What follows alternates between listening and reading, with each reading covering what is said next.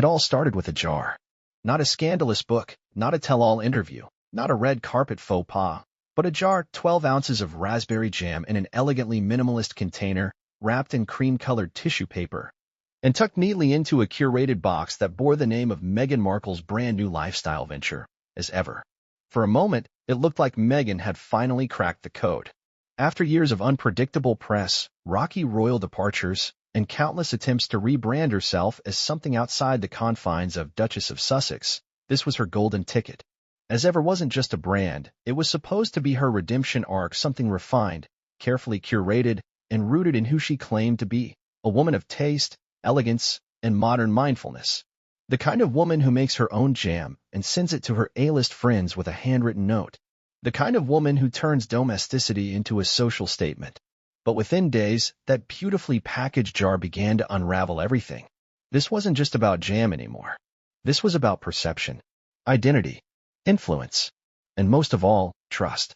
In the hyper-connected age of social media, where a single product review can spiral into a public relations crisis, Meghan's $12 raspberry spread went from luxury item to laughingstock almost overnight. Headlines exploded across tabloids and mainstream outlets alike. Twitter feeds filled with hashtags and memes. Influencers quietly began to delete their unboxing videos. What was first praised as a symbol of Meghan's refinement and aesthetic quickly soured into the kind of mockery typically reserved for tone-deaf celebrities and overhyped celebrity products. The question hanging in the air wasn't just, what went wrong? But, how could this have happened? It would be easy to write this all off as another celebrity PR misfire. But that would be missing the deeper story, one that's been building ever since Meghan first stepped into the spotlight as Harry's American girlfriend. That story is one of reinvention, of ambition, and of a woman constantly navigating the choppy waters between public fascination and relentless scrutiny. And this time, it collided with something far more dangerous than gossip, customer expectation. In less than an hour, Meghan Markle's small-batch jam sold out. That much is undeniable. The hype was real. Celebrities, influencers, even casual fans rushed to get a taste of what was being hailed as bespoke kitchen excellence. The branding was perfect. The messaging tight. It was described in dreamy, elevated language, handcrafted, organic, responsibly sourced. The jar was photographed against rustic wooden tables, sunlight streaming through window panes. It evoked a quiet, intentional lifestyle that so many long for in today's chaos. It was more than jam. It was a mood, a statement, a promise. But when the product finally landed in the hands of consumers, that promise began to crumble. One of the first customers to speak out was food critic Jane Hurst. Her review, published in a widely circulated online column, didn't just mention the watery consistency of the jam, it questioned the very premise of what was being sold. If we hadn't known better, she wrote, we'd have thought it melted during its expedited journey to us. When we stuck our spoon into Meghan's raspberry spread, its consistency dripped off the silverware like a sauce. That single quote exploded. It was shared, tweeted, memed, and even read aloud on talk shows. And it wasn't alone. Review after review began to echo the same concerns. The jam was too thin, too sweet, too artificial. Some called it syrupy. Others suspected the use of corn syrup, food coloring, or cheap fillers, none of which were mentioned on the label or advertised in the elegant product description on the website. Then came the photos. One viral post showed a close-up of the jam oozing down the sides of the jar like an overripe fruit smoothie. Another showed what appeared to be a long strand of hair caught in the jelly, posted by a user who claimed to have opened it mere minutes after delivery. That post alone garnered over 3 million views and prompted thousands of comments ranging from expressions of disgust to full-on conspiracy theories about how the product was made, stored, and shipped. The backlash was swift and relentless. What began as a criticism of product quality quickly morphed into something bigger. People began questioning the integrity of the brand, the transparency of its ingredients, and Meghan's commitment to authenticity. Why was there no explanation for the runny texture? Why hadn't there been a recall or public response to the complaints? Why did the product description make it sound like the jam had been hand-poured by Meghan herself when, in reality, it appeared to come from a mass production facility in California? For those who had always viewed Meghan Markle with suspicion or cynicism, this was a gift. They pointed to the jam as further proof that Meghan was a brand before she was a person, that everything she touched was more about performance than substance, that she talked the talk of mindful living, organic products, and empowered womanhood, but stumbled when it came to the basics of delivering what she promised. But even her supporters found themselves conflicted. Some defended her fiercely, calling the backlash overblown, rooted in misogyny, racism, or just good old-fashioned internet bullying. Others admitted, quietly, often in private messages or locked comment threads, that they felt disappointed, that they had wanted this to succeed, not just because they believed in Meghan, but because they were hungry for a public figure who represented something different from the usual celebrity fare. And so, as the conversation evolved, it became less about jam and more about brand trust. It became about what it means to sell something based on your name, about how influence has become currency and how quickly that currency can devalue when expectations aren't met. Within 72 hours, Meghan's team issued a carefully worded statement. It wasn't quite an apology, but it wasn't a denial either. It acknowledged the feedback about texture variability, mentioned the small batch nature of our process, and assured customers that quality control was being reviewed and enhanced. No mention of the hair. No refund offers. But it was enough to quiet the noise temporarily. For Meghan, this wasn't just a PR hiccup. It was a referendum. On her brand. On her choices. On the very idea that she could step into the world of lifestyle branding and make a mark that wasn't tied directly to her royal past. As ever was supposed to be her Martha Stewart moment, her Goop-style empire, her statement to the world that she could create something beautiful, tasteful, and uniquely hers. Instead, it became a case study in the volatility of celebrity commerce. And make no mistake, this wasn't just about poor consistency in a jar. This was about public perception, about whether the Meghan Markle brand is still viable, about whether the image she has so painstakingly crafted over the years can withstand the blow of something as seemingly insignificant, and yet symbolically loaded, as a failed jar of jam. The irony is striking. After years of headlines about palace drama, explosive interviews, and family fallout, it was jam that nearly broke the internet.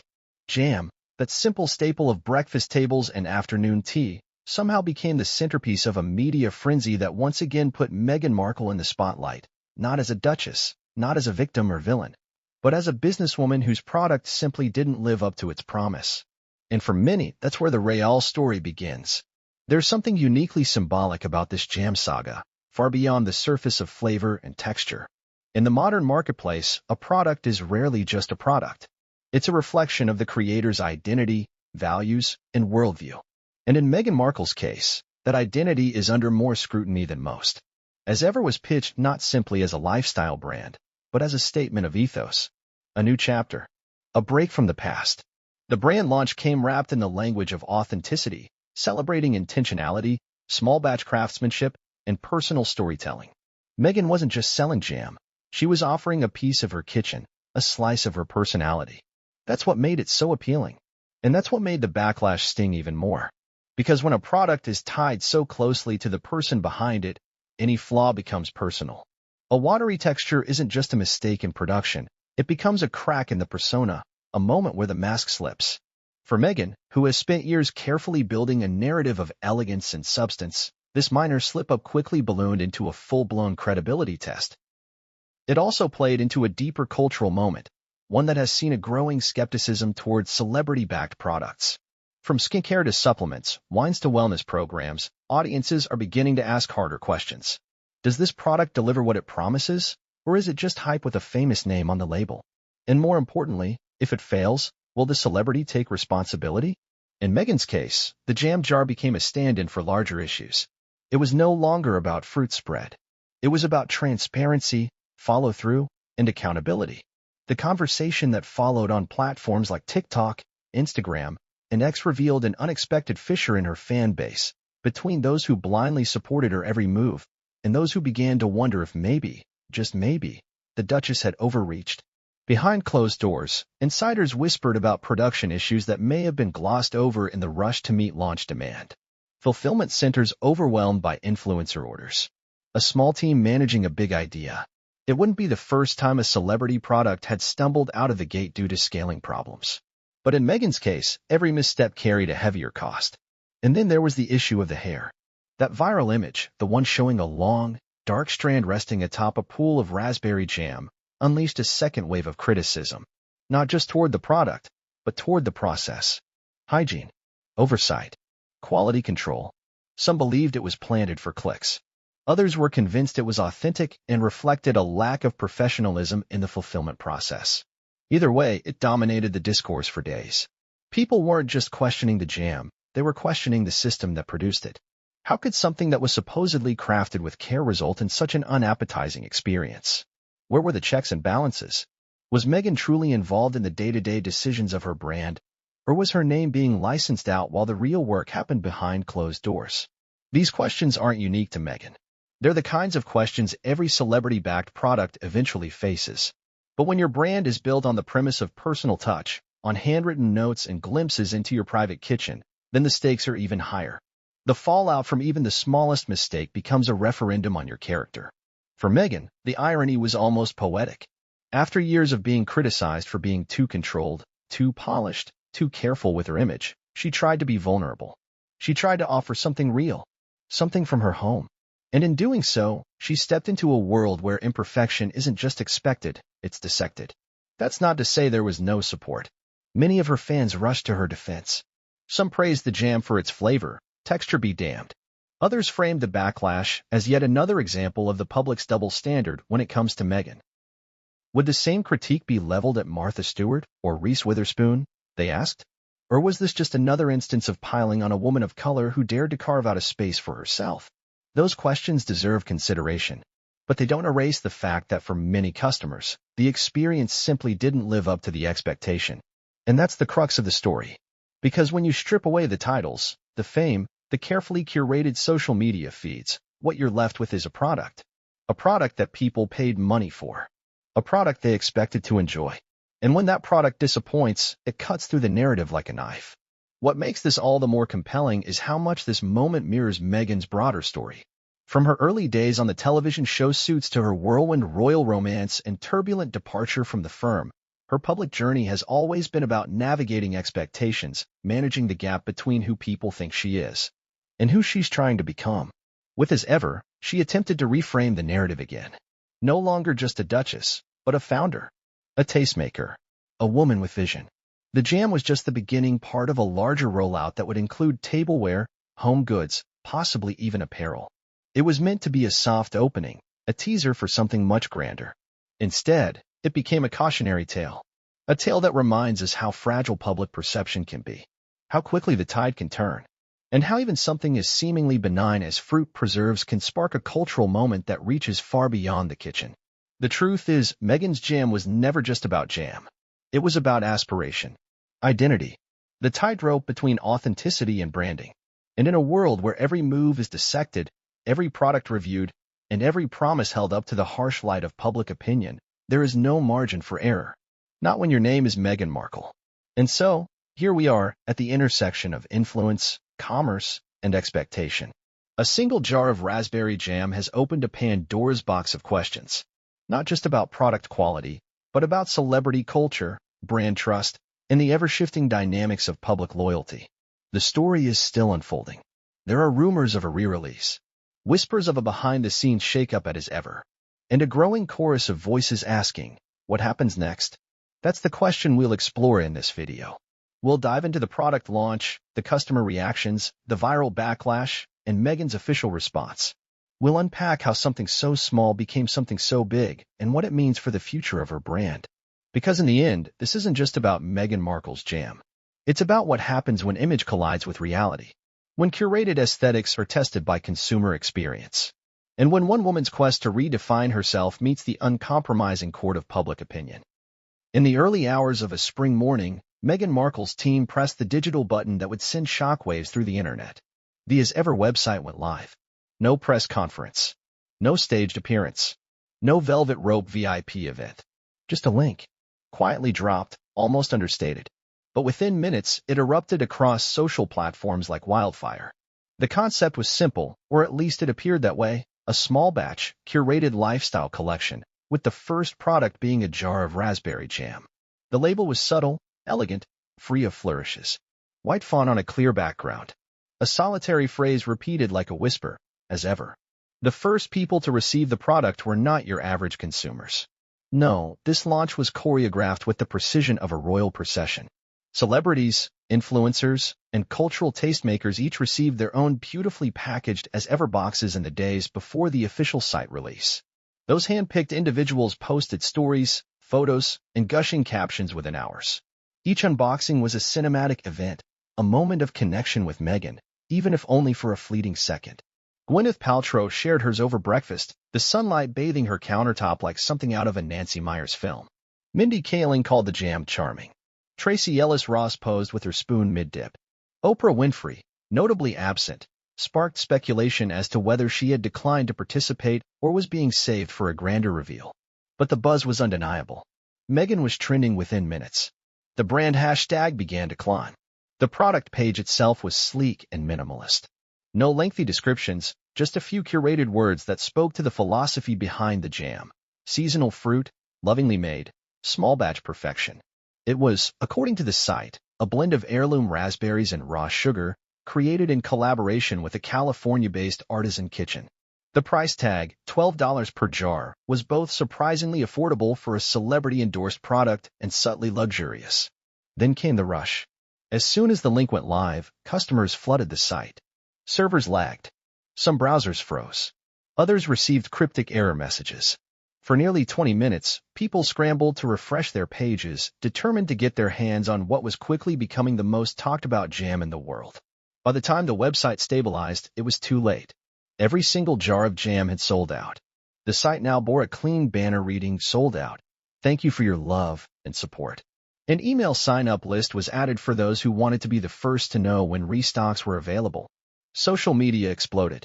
Some celebrated their purchase like they'd scored front-row seats to a Beyoncé concert. Others lamented missing out, their screens now filled with memes of crying toddlers, melting jam jars, and text overlays like, "I waited in line for this?" In mere hours, as ever was not just a lifestyle brand, it was a cultural moment. The reaction from Meghan's fans was euphoric. Finally, they said, she had launched something of her own. No ghost-written book. No royal baggage. No overproduced podcast. This was Meghan, the entrepreneur, the creative, the tastemaker. The woman who had gone from Hollywood to royalty and now was carving out her own niche on her terms. It wasn't just jam. It was freedom in a jar. Meghan's supporters celebrated her business acumen, her design sensibility, and her ability to connect with everyday consumers despite her elevated status. They pointed to the simplicity of the product, the honesty of the offering. It wasn't flashy. It wasn't overly expensive. It was, to many, an authentic step forward. But not everyone was sold on the charm. Critics immediately took to their keyboards. They questioned the timing of the launch. Was it a distraction from ongoing royal family tensions? Was she capitalizing on her fame while continuing to speak out against the institution that had given her that fame in the first place? Others raised eyebrows at the influencers involved, questioning how genuine their praise really was. One particularly viral tweet read, "This is the kind of jam that gets you uninvited from Thanksgiving." Overpriced, overhyped, underwhelming. Still, the numbers didn't lie. The jam was gone. And with it came bragging rights. People posted their order confirmations like trophies. Resale prices began to appear online. Someone listed their unopened jar for $80 on eBay within 24 hours of the sellout. Another claimed they were open to trades for high-end makeup, rare sneakers, or signed memorabilia. The jam had become a status symbol. But even as the internet glowed with praise and humor, a quiet undercurrent began to stir. Some customers started to wonder about the logistics. Who exactly was making the jam? What facility was handling the orders? Was the fruit organic? Why hadn't the shipping details included any temperature instructions, especially for a product that could spoil? The initial high began to fade, replaced with curiosity and, for a few, suspicion. A food blogger based in Oregon noted in a since-deleted post that her tracking number had been marked as in transit for nearly 4 days with no update.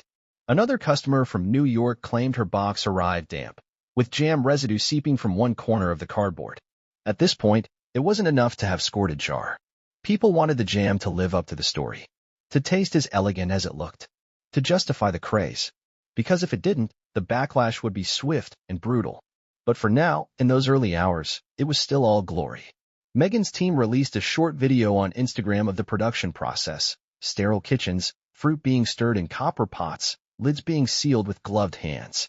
The soundtrack was gentle, aspirational. The camera panned over polished jars lined up in rows like soldiers ready to be deployed to breakfast tables across the country. In the caption, Meghan thanked supporters for embracing this new chapter with open arms. She talked about the joy of creating something from scratch, the importance of slow living, and how food had always played a central role in her family life. She even included a photo of herself in an apron, smiling as she held up a spoon, her face lit with the soft glow of candlelight. It was a clever move, one that further personalized the brand. Meghan wasn't just the founder, she was the creator, the heart behind the hustle.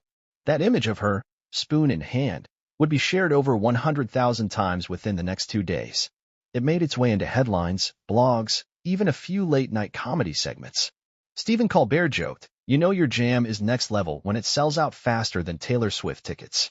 By the end of the first week, the story of the jam had been covered by more than 50 major publications. Lifestyle magazines dissected its ingredients. Business analysts praised the strategic rollout.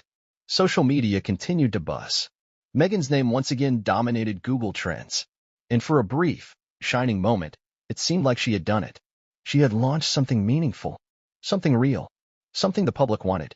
But what nobody knew then, and what would only become apparent in the days to follow, was that this moment of triumph would be short-lived, that hidden beneath the layers of curated photos, polished packaging, and glowing captions, there was a storm brewing.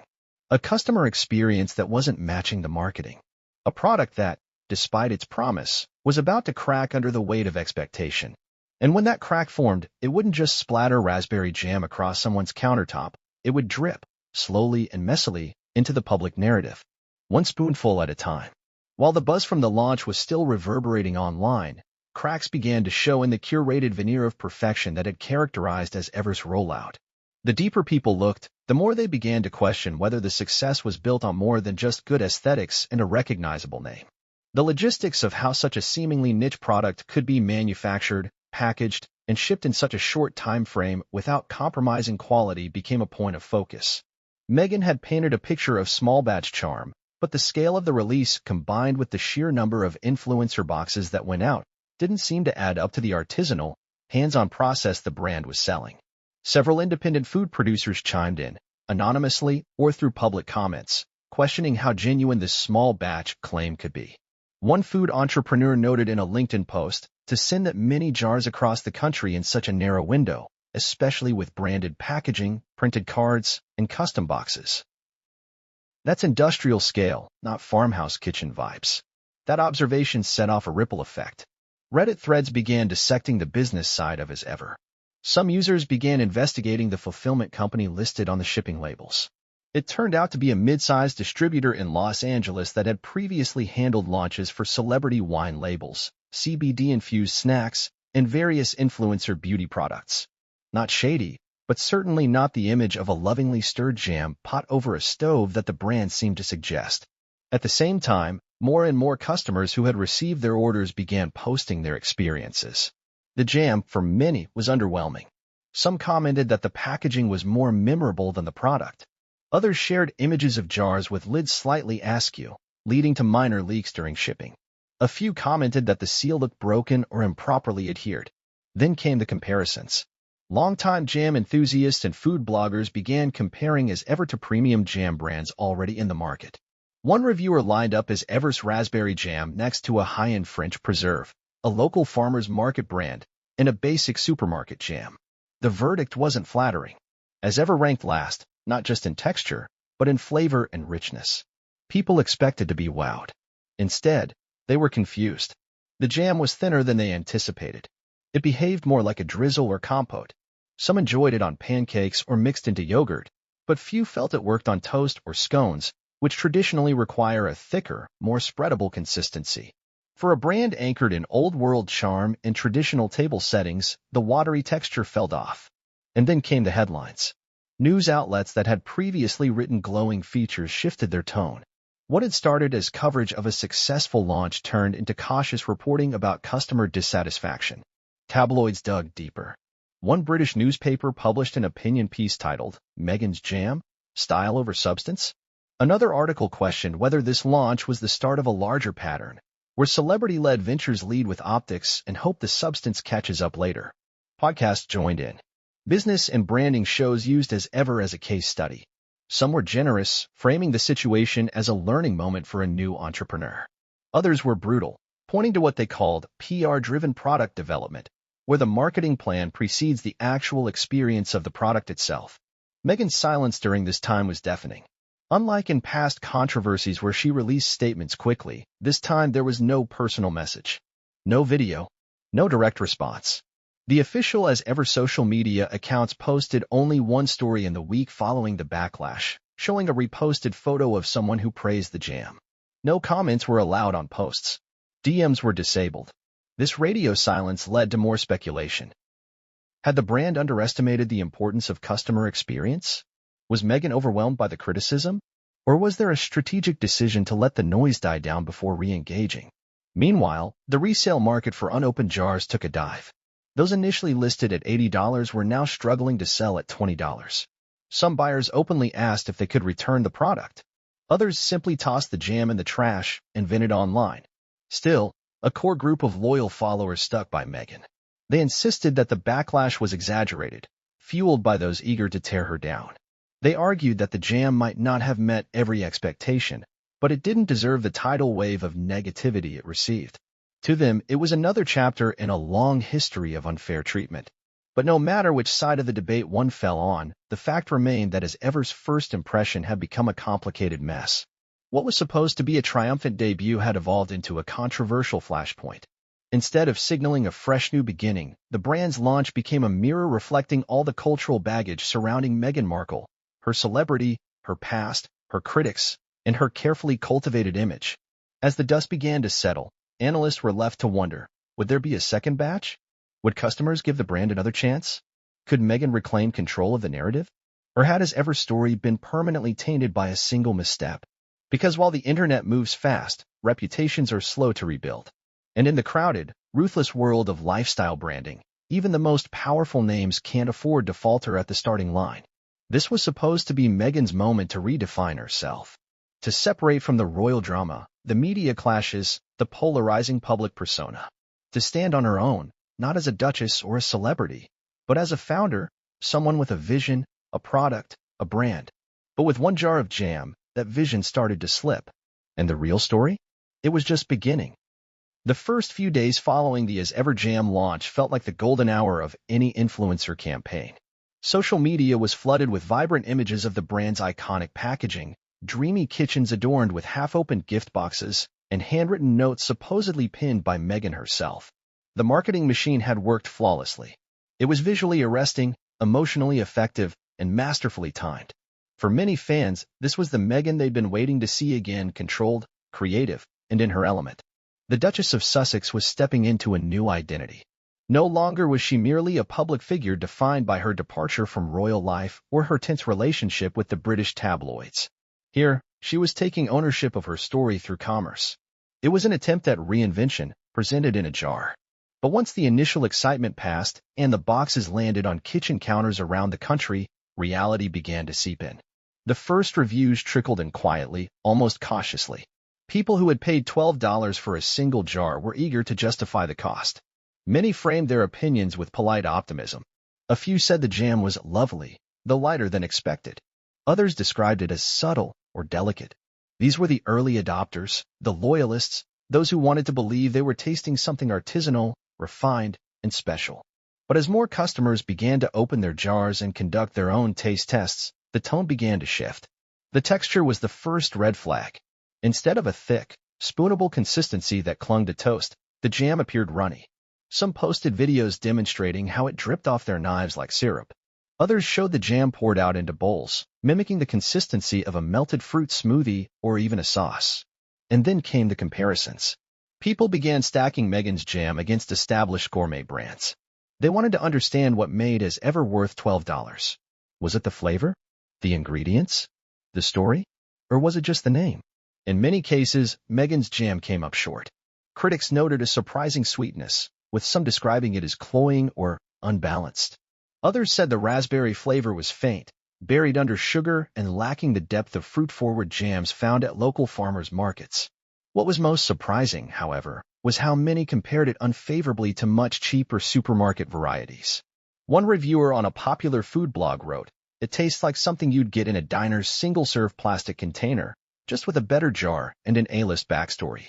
That sentiment became a recurring theme. The more people tried it, the more they began to suspect that the substance didn't quite match the style.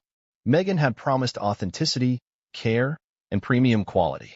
What some customers felt they received instead was an ordinary product dressed in extraordinary packaging. The packaging, for its part, was nearly unanimously praised. The jar was elegant, minimal, and photogenic. The labels felt intentionally crafted, almost European in their restraint. The note inside the box, reportedly written by MEGHAN, was short, warm, and personal. For a moment, it made customers feel connected, like they were part of something bigger than a transaction. It was storytelling at its finest. But when the product didn't live up to that story, the disappointment was visceral. There was a growing sense that the jam had been marketed backward, that the narrative had come first, followed by the branding, and then finally the product itself, almost as if the jam was an afterthought. A vessel for the image, rather than a product designed to stand on its own. And customers noticed. They took to forums, podcasts, and TikTok to voice their confusion. Some posted before and after images comparing the jam shown in the promotional photos to what they actually received. In those staged shots, the jam looked rich and textured, with whole raspberry seeds peeking through a glistening red body. In customer photos, it appeared flat, syrupy, and somewhat artificial. That's when the theories began. Was the promotional jam different from the production version? Was MEGHAN using props or stand-in samples to make the product look more luxurious than it really was? Was the jar used in the Netflix show, with Love, MEGHAN, actually the same formula? Or was it something crafted for the cameras, thicker, more visually appealing, but ultimately not representative of what was shipped to customers? The lack of transparency only fueled the speculation. There was no detailed breakdown of the ingredients on the site. No explanation about production methods. No information about whether it was shelf-stable or required refrigeration after opening. Customers wanted answers, but they were met with silence. And when people feel unheard, they get louder. A popular food influencer with over 800,000 followers conducted a live taste test of the jam, pouring it directly onto a white plate and tilting it gently toward the camera. The jam ran like liquid, forming a red puddle instead of staying in a mound. The influencer shook her head, said nothing for a moment, then offered a simple verdict. It's a sauce, not a jam. That clip went viral, shared across platforms with thousands of comments. Some defended the product, calling it European style or crafted for cheese boards rather than toast. But most took the demonstration as confirmation of what they had already suspected. This was not the product they were promised. At the same time, mainstream media began to pick up the story. Articles with headlines like Meghan Markle's jam leaves bitter taste and Duchess in a jam over lifestyle brand began to appear. Even late-night talk shows joined the fray. One comedian quipped, "Meghan's jam is so runny, it just left the royal family." The jokes landed, not because people cared so deeply about jam, but because the product had come to represent something more. A promise of quality. A promise of change. A promise that Meghan, after everything, could step out of the shadows of royalty and controversy and build something truly her own. But when the promise didn't hold, people didn't just critique the jam, they questioned everything around it. Why had the rollout been so tightly controlled? Why had comments been disabled on official posts? Why was there no follow-up message or open dialogue with customers? Where was the accountability? And in the absence of answers, a new narrative began to form. That perhaps Meghan's brand was more about optics than authenticity. That maybe this was less of a passion project and more of a well-timed business move, designed to capitalize on her remaining cultural capital. Supporters pushed back hard against that idea, insisting that one product misfire didn't erase her intention, that building a business is messy, that even the best entrepreneurs stumble.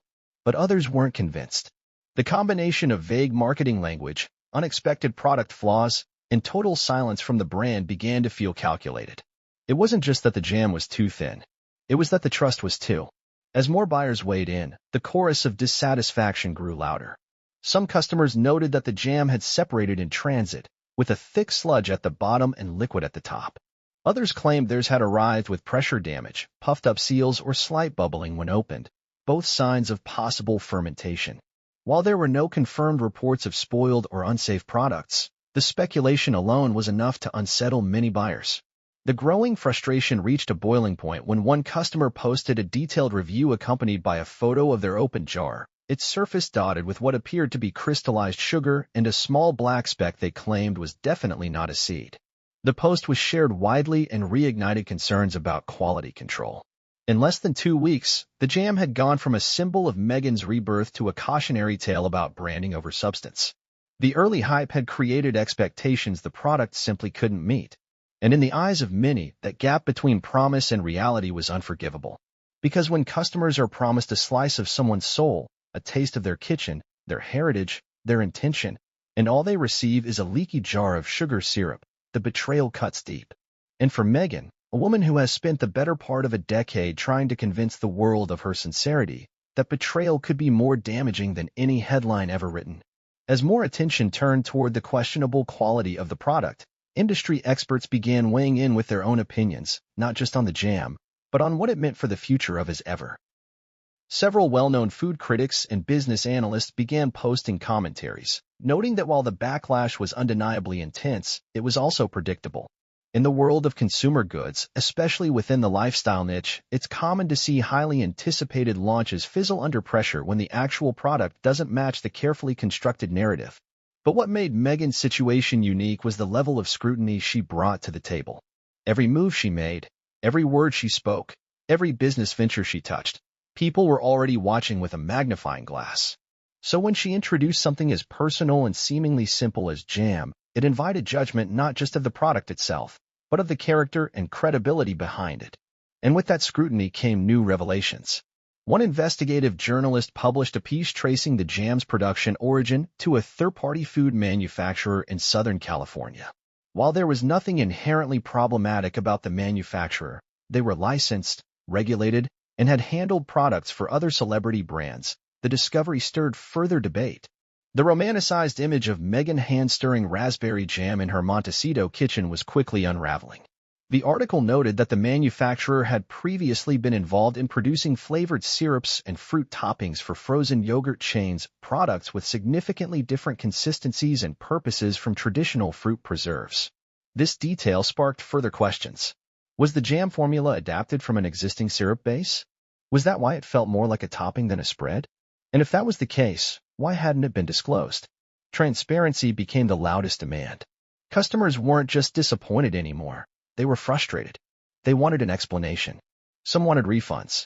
Others demanded a product recall. And as the pressure mounted, a new group emerged. Those who had never cared about MEGHAN one way or another but found themselves pulled into the spectacle, fascinated by how quickly a product so mundane could become a cultural lightning rod. It wasn't long before independent labs began testing the jam. At least 2 YouTube creators, both with backgrounds in food science, posted videos analyzing jars of as ever's raspberry spread. One measured sugar content and found it significantly higher than typical homemade jams. Another conducted a texture analysis and showed how the viscosity resembled fruit syrup more than anything traditionally sold as jam. The videos didn't outright condemn the product, but they left a distinct impression. What customers had received was not what they were led to believe they were buying. For some, this was the final straw. The tone of the conversation began to shift from curiosity to cynicism. The jam had crossed a line. It was no longer just a talking point. It was an emblem of the growing disconnect between celebrity image and consumer trust. And what made it all worse was the silence. Days turned into weeks, and as ever remained virtually unresponsive. Aside from the original vague statement about texture variability, there was no substantial acknowledgement of customer concerns. No follow-up. No direct messages. No visible effort to engage with the backlash publicly or personally. That silence was deafening. It allowed rumors to fester, frustrations to grow, and resentment to bloom. In the vacuum left by the brand's inaction, the public did what the internet does best. It filled the silence with its own conclusions. Was MEGHAN ignoring the criticism because she thought it would blow over? Was she protected by a team of handlers insulating her from the fallout? Or had she simply underestimated how demanding consumers could be when they felt misled? The lack of response also sent an unspoken message to her critics that their suspicions had merit, that perhaps As Ever had indeed been designed to ride the wave of MEGHAN's fame, rather than to offer genuine, high-quality products. That perhaps this jam, and everything it stood for, had always been more about performance than authenticity. And in a time when consumers are more educated, more skeptical, and more connected than ever before, that kind of message can be fatal to a brand. In boardrooms and branding agencies around the country, executives undoubtedly took notice. Meghan Markle's jam wasn't just a consumer product anymore. It was a case study, a warning sign, a lesson in what happens when the story you're selling is better than the product inside the box. Yet for all the noise, there were still those holding out hope. Loyalists who believed that Meghan would eventually speak up, that she would explain the journey, acknowledge the errors, and pivot in a way that showed she was listening, learning, and still committed to her vision. But with each passing day, the gap between hype and reality grew wider. What began as a celebration turned into a controversy. What started with a sold-out banner became an avalanche of doubts, memes, and bad press. And for Meghan, the woman who had once been hailed as the face of modern royalty, the fallout over something as simple as jam was both unexpected and deeply symbolic. Because in a world hungry for authenticity, people can forgive mistakes, but not silence. And certainly not when those mistakes cost them money, time, or trust. Meghan had launched a brand, hoping to usher in a new chapter of her story. What she unleashed instead was a reckoning. The early hype was real. The excitement, the imagery, the branding, it was all impeccably done. But hype is a fire that burns fast. And when it's not fueled by substance, it leaves only smoke. The customers expected a homemade masterpiece. What many felt they got was a jar of disappointment. And in that gap, between promise and experience, between celebrity and customer, sat the undeniable truth. You can't bottle authenticity. And even if you could, you'd better make sure it spreads better than this jam. The internet has a tendency to amplify things, sometimes turning a whisper into a roar in a matter of minutes. But in the case of Meghan Markle's jam, it wasn't an internet rumor or tabloid gossip that kicked off the backlash. It was something much more tangible and straightforward. It was customer reviews. Real people, real reactions. And they weren't pleased. The first notable review came from journalist Jane Hers, who detailed her experience in an online column that spread across social media like wildfire. Her words weren't sensationalist, but they didn't need to be. The disappointment was palpable in her tone. If we hadn't known better, Hers wrote, we'd have thought it melted during its expedited journey to us. When we stuck our spoon into Meghan's raspberry spread, its consistency dripped off the silverware like a sauce. It was a simple sentence, but it struck a nerve. The imagery was sharp, the commentary honest. Hers didn't launch an attack, she merely described what she experienced. But that description resonated with thousands of readers who had either purchased the jam or were considering it. Her words were quoted across dozens of publications. Podcasts cited her review in their discussions. Influencers screen-captured it and added their own commentary. It became the quote that defined the early public perception of as Ever's raspberry jam. Hers' review, however, was just the beginning. Soon, others followed with similar stories. The common thread across these reviews was the texture. Over and over again, customers described the jam as watery, runny, or thin. Some called it soupy. One reviewer said it looked like red tea when they scooped it out of the jar. On X, formerly known as Twitter, a viral post read, small, expensive, runny texture, and not that special. I think I'll stick with my regular jam. The post racked up over 100,000 views within the first few hours. The account behind it had no affiliation to Meghan's critics or fan base, just a regular customer who had tried something new and felt let down. That sense of disappointment, honest and raw, spread faster than any official marketing post ever could. Suddenly, it was open season on Meghan's jam. Users began uploading their own photos and videos, many showcasing the same issue with jam that ran down the sides of the spoon, pooled on plates, or looked more like syrup than spread.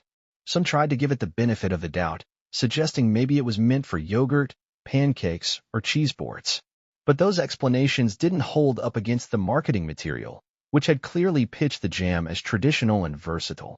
Adding to the backlash was the realization that Meghan had showcased this very jam on her Netflix cooking show, With Love, Meghan. In those carefully edited scenes, the jam looked luscious, thick, and textured. It clung to the spoon. It sparkled under soft lighting. Now, customers were wondering if what they had seen was the real product, or something made just for the cameras. That's when the online sleuths got involved. TikTok and Reddit threads emerged comparing screen grabs from the show to customer photos. The differences were impossible to ignore. Meghan's jam in the show looked handmade, rustic, almost like a fresh preserve. What customers received looked more processed, thinner, and almost artificial in sheen. Was it just lighting? Was it camera work? Or was the product used in the show not the same as what had been sold to customers? No answers came from the brand. As questions mounted, so did customer creativity. Some users started holding texture tests. One person did a jam race, placing his ever and a competitor's jam side by side on a tilted plate to see which one ran faster. As ever lost the race by several inches. Another user filmed themselves trying to spread the jam on toast. With a regular butter knife, the jam soaked into the bread almost instantly, turning it soggy. I was expecting jam, they said. Not juice. What was once anticipation had turned into comedy, and then into critique. Soon, a particularly damaging photo began making the rounds. It showed an open jar with what appeared to be a hair embedded near the top. The user who posted it claimed it was there when they removed the seal. The post included close-up images and a timestamped video showing the unboxing. The reaction was immediate and intense. Hygiene concerns exploded. People asked questions about the facility where the jam was produced. Was it FDA approved? How many hands had touched the product? Was there a hairnet requirement? Why hadn't there been a product recall or even a statement? MEGHAN's brand remained quiet. For critics, this was the confirmation they needed. Not only was the product subpar, they argued, but the brand was also failing to take responsibility. That combination of poor quality and radio silence is rarely survivable in the world of consumer goods, especially for a new brand with a high-profile founder. Food bloggers began weighing in, not with snark, but with methodical, fair criticism. One respected food writer conducted a blind taste test using his ever and 3 similar-priced jams from artisanal companies across California. In a group of 10 tasters, MEGHAN's jam ranked last in both taste and texture. The most common feedback? Too sweet, too thin, and lacking depth.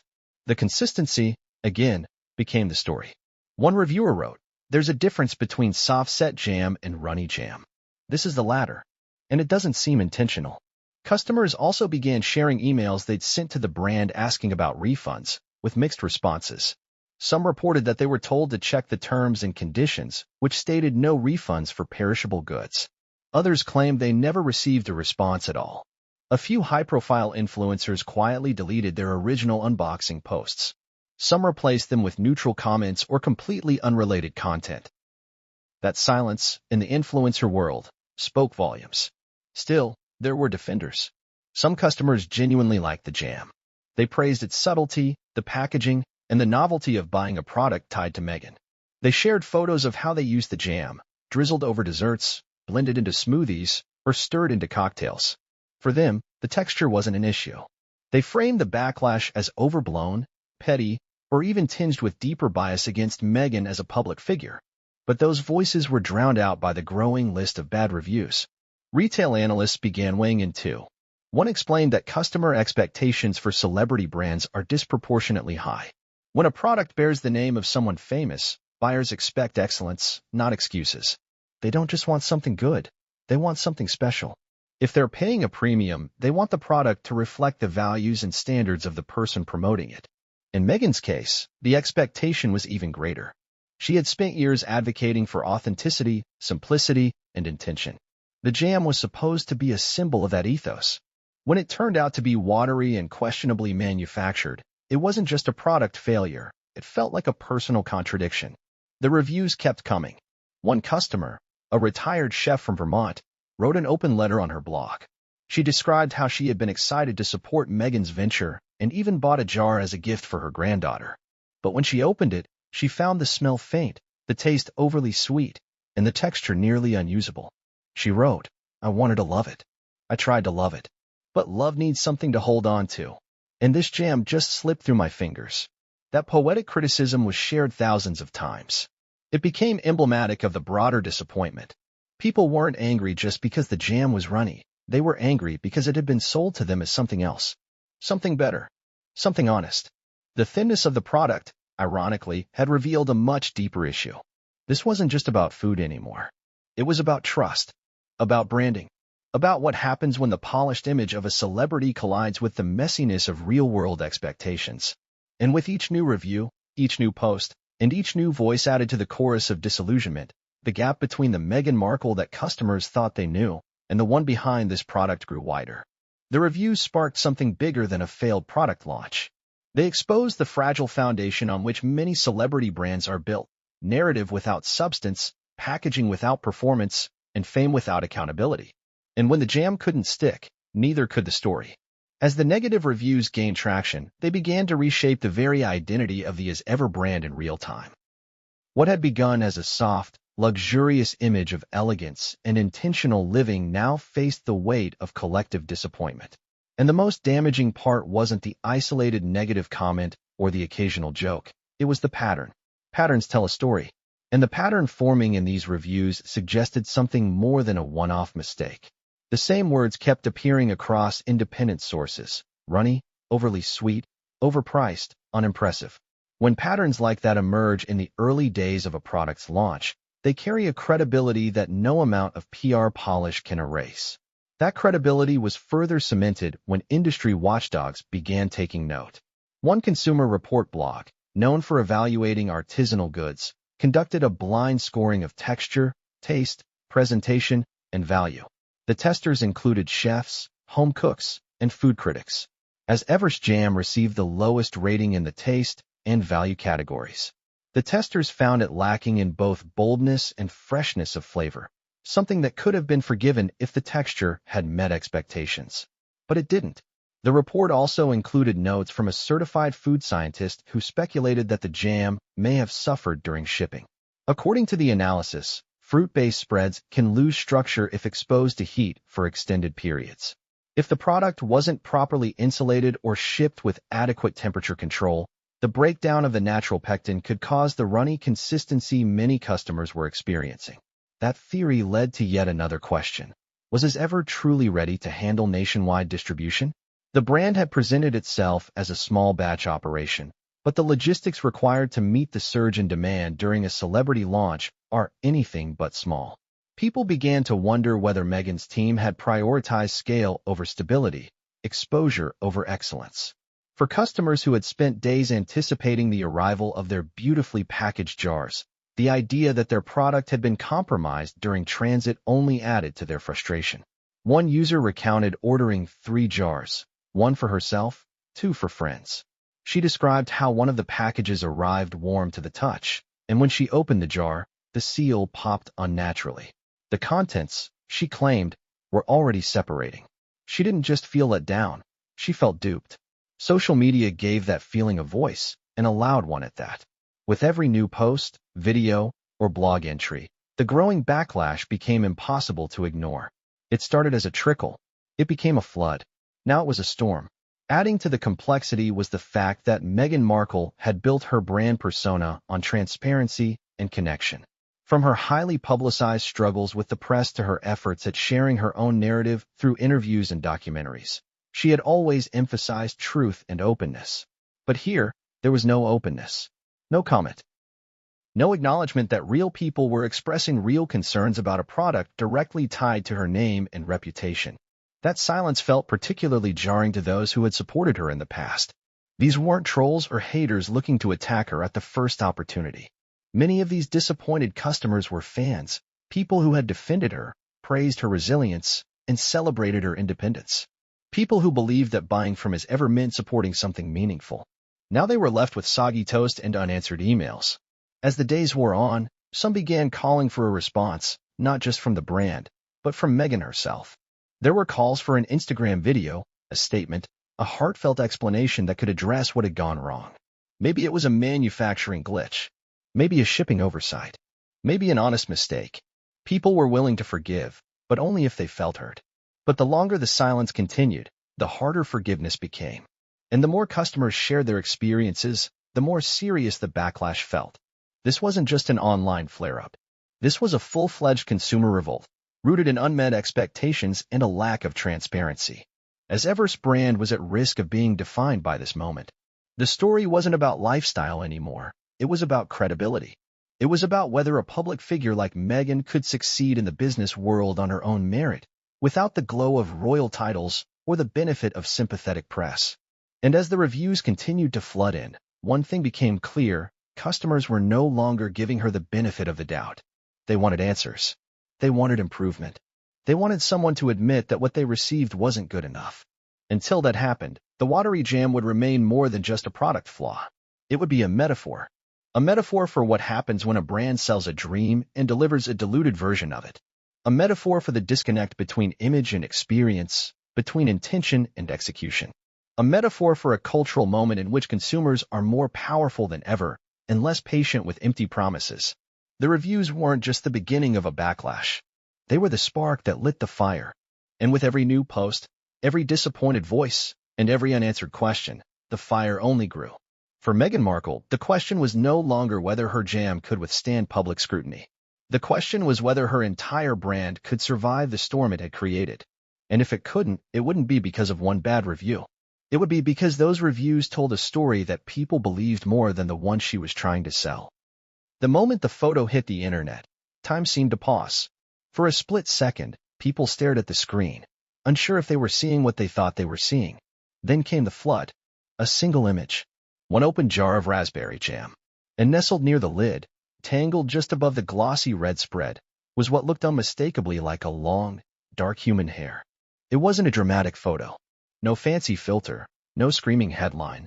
Just a close-up taken on a phone in what looked like a kitchen. The lighting was flat. The countertop was clean. The jar sat opened, its seal peeled back, but still half attached. The hair sat coiled gently on the surface, resting on the sheen of what had already become infamous for being more syrup than jam. The post caption was short and stunned. I wanted to love it. I really did. But what is this? Within minutes, it had gone viral. What had already been a heated conversation about the product's consistency, sweetness, and lack of flavor suddenly spiraled into something far worse. Because while people may disagree on taste, there's little room for debate when it comes to the hygiene and safety of food products. A hair in a sealed jar of jam was no longer just an inconvenience, it was a violation. A breach of trust. A PR disaster. The photo was reshared thousands of times across platforms. On TikTok, reaction videos began pouring in. People gasped, covered their mouths, screamed in faux horror, or simply shook their heads in disbelief. The image was stitched, duet, dissected frame by frame. Food safety influencers began weighing in, pointing out how unlikely it was for such a contaminant to slip through if the product had truly been made in the sanitized, tightly regulated, small-batch environment Meghan's team had claimed. It wasn't long before the mainstream media picked it up. Several outlets ran headlines emphasizing the growing list of customer complaints. From thin to contaminated, Meghan's jam faces new allegations, read one. Another asked, what's that in the jar? The photo Meghan's team doesn't want you to see. It didn't take long for internet detectives to get to work. The original poster, a woman from Austin, Texas, suddenly found herself thrust into the center of a social media firestorm. She posted a follow-up video explaining the situation. In it, she showed the unopened box, the packaging, the shipping label. Everything looked in order. The jar was sealed when it arrived. She demonstrated opening it with one hand, holding her phone with the other. And there it was, undeniably, visibly, something that looked like a hair. She didn't attack Meghan personally. In fact, she said she had been a long-time supporter, even watching every interview, defending her against critics, and purchasing the jam to show solidarity. She had wanted to believe in the brand. That was why, she explained, the moment felt like such a gut punch. Her tone wasn't accusatory, it was disheartened. That only made the reaction stronger. Viewers sympathized. Many had felt the same disappointment. Now it had taken on a physical form. Within a few hours, hashtags related to the scandal began trending. Some were humorous. Others were brutal. All were impossible to ignore. A single jar of jam had become the symbol of everything wrong with the launch. And the hair, whether it was an isolated accident or something deeper, was now the focal point of the entire controversy. As ever, still reeling from previous criticism, issued no statement in response. This silence caused even more outrage. People demanded answers. Was the product manufactured in an approved facility? What were the sanitation procedures? Was there any form of quality assurance? Questions piled up like unopened customer service emails. With no one to answer them, people answered for themselves. One food industry professional posted a breakdown of standard safety protocols for producing and bottling fruit preserves. She noted that, in regulated environments, workers are required to wear full hairnets, gloves, sometimes even face coverings, depending on the scale and nature of production. If the jam was being made in a boutique kitchen, she speculated, it would require even stricter oversight due to the lack of automation. Contamination, she concluded, was preventable, but only if the brand was truly following best practices. Her post included a comment that cut deep. This doesn't look like an accident. It looks like negligence. That word, negligence, set off another wave of criticism. For customers, the idea that a luxury lifestyle brand could be so careless about its first product launch was shocking. This wasn't a small Etsy shop. This was a venture attached to one of the most recognizable names on the planet. Meghan Markle was no stranger to public pressure. She knew what scrutiny felt like. So why, people asked, did she allow something this basic to slip through the cracks? As the pressure mounted, a few Meghan defenders began to push back. Some claimed the photo was staged. Others said it was fake, an elaborate ploy to discredit her.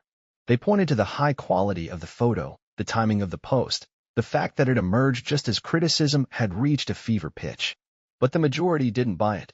The customer's story was too detailed, the supporting evidence too clear, and the brand's silence too deafening. Even those inclined to give Meghan the benefit of the doubt admitted that if this was a coordinated smear campaign, she needed to respond directly. Because silence in the face of growing concern felt like confirmation, and confirmation meant accountability. It was at this point that legal speculation began. Some users asked whether the product violated FDA standards. Others wondered if refunds were being offered or if a class action could be pursued.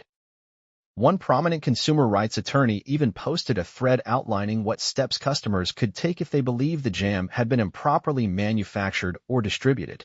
This was no longer about bad reviews. This was about potential health violations. Meanwhile, content creators had a field day.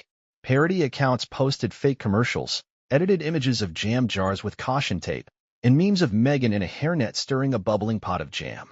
Comedians jumped in. Late-night hosts included it in their opening monologues. One quipped, "Apparently Meghan's jam includes a strand of royalty with every spoonful." The story spread globally. International news outlets covered it. British tabloids used it to draw parallels to earlier controversies. American news programs invited food safety experts to discuss the implications. And through it all, as ever, remained quiet. No statement. No apology. No explanation. That vacuum allowed the narrative to spin freely. Some claimed the jam was being manufactured in subpar facilities. Others said it had been rushed to market before final testing was completed. A few even suggested that Meghan herself had never even tasted the final product before launch. And while none of those claims could be definitively proven, the damage was already done. The viral photo of the hair wasn't just an isolated moment of gross-out shock. It became a turning point. It marked the moment when curiosity became concern, when disappointment turned into distrust, when a brand built on grace and intentional living began to feel careless and disingenuous. People started canceling their subscriptions to the newsletter. Influencers began pulling their endorsement. Retail partners reportedly backed away from potential collaborations. The dominoes began to fall, one after another. And it all started with a photo. One jar. One hair. For Meghan, the backlash was more than a PR headache. It was a reputational crisis. A test of leadership. A challenge to her ability to command trust and loyalty in a market that expects more than charm and pretty packaging. And yet, still, nothing. No tweet. No reel. No heartfelt video. No candid apology. Only silence. In an era where transparency is currency and accountability is expected, the silence was the most damning response of all. What should have been a small hiccup became the most memorable moment of the brand's launch. The image of that jar, with its red liquid sheen and coiled strand of hair, had been burned into the public consciousness. It would be referenced in articles, recalled in interviews, and remembered by customers for years to come. Not because it was the worst thing that could happen, but because it was the most avoidable. As the days wore on and the photo continued to circulate, the tone of the conversation shifted from outrage to something more cynical, even comedic. The hair in the jam had become a punchline, a pop culture reference, a stand-in for everything that felt inauthentic about celebrity-backed brands. Morning talk shows couldn't resist the temptation. Hosts held up jars of jam and jokingly asked their guests if they'd be willing to take a spoonful.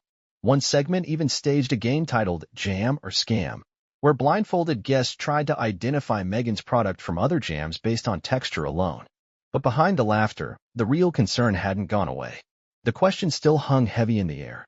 How did this happen? Experts weighed in, each offering slightly different takes, but all agreeing on one thing: there was a breakdown somewhere in the process. Whether it was in packaging, quality control, sanitation, or fulfillment, the fact that a foreign object ended up in a sealed jar raised red flags. Particularly damaging was the possibility that this wasn't just an isolated case. While only one visible hair had gone viral, several other users now claimed they had found particles or odd textures in their jars, though none had photo evidence as clear. Some critics took this moment to revisit Meghan's previous business ventures and media appearances, drawing connections between the ideals she often championed and the fallout from the jam debacle. In interviews and public speeches, she had long emphasized integrity, mindfulness, and a personal connection to everything she endorsed. Yet the jam situation suggested a disconnect between those ideals and the execution of her brand.